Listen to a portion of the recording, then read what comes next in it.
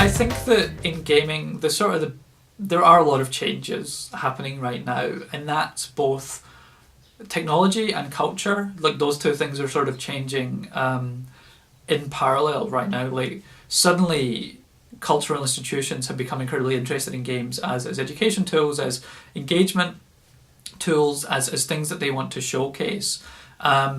Technology and digital distribution on the internet means that pretty much anyone can now make a game and can just find an audience for it.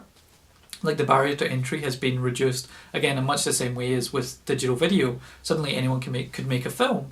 And now there are still some barriers, but the barrier to entry to making a game is much lower now. So individuals in their bedrooms can now make games that find these huge audiences that are worldwide, effectively. And so those technology shifts and those cultural shifts mean that games are they've sort of been just on the very fringes of the mainstream for such a long time. And I think now, as we now have a generation that's sort of growing up where games have just been the norm, they're about to just become accepted in the mainstream, as cultural mainstream, as artistic product, as cultural product, as kind of economic, powerhouses, as they have been for a very long time. And it'll just become the norm, and the way that film is the norm and books are the norm. They just sort of bleed in to the mainstream, and I think that that's what is sort of happening right now. There's been a lot of pressure building up, behind the scenes for that to happen, and it feels like, certainly in Australia, the past 6 months, something has tipped where galleries are now doing games, universities are sort of being publicly engaged in games in a way that they perhaps weren't in the past. Festivals are sort of springing up all over the place. We're seeing individual artists having incredible success overseas with games.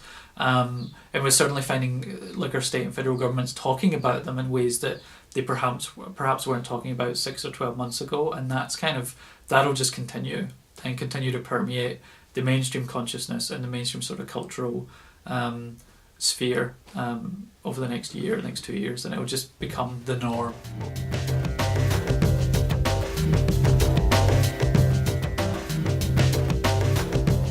I think it's really exciting. I think there's lots of opportunities for it to function and to work, and I think the exciting thing is there's a chance to sort of still carve out the space and what it might look like.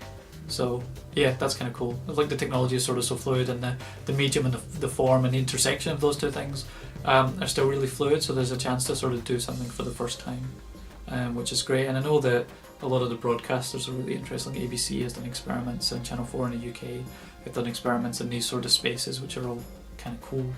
So yeah, I think there's definitely there's more opportunity than not opportunity, I think, at this point.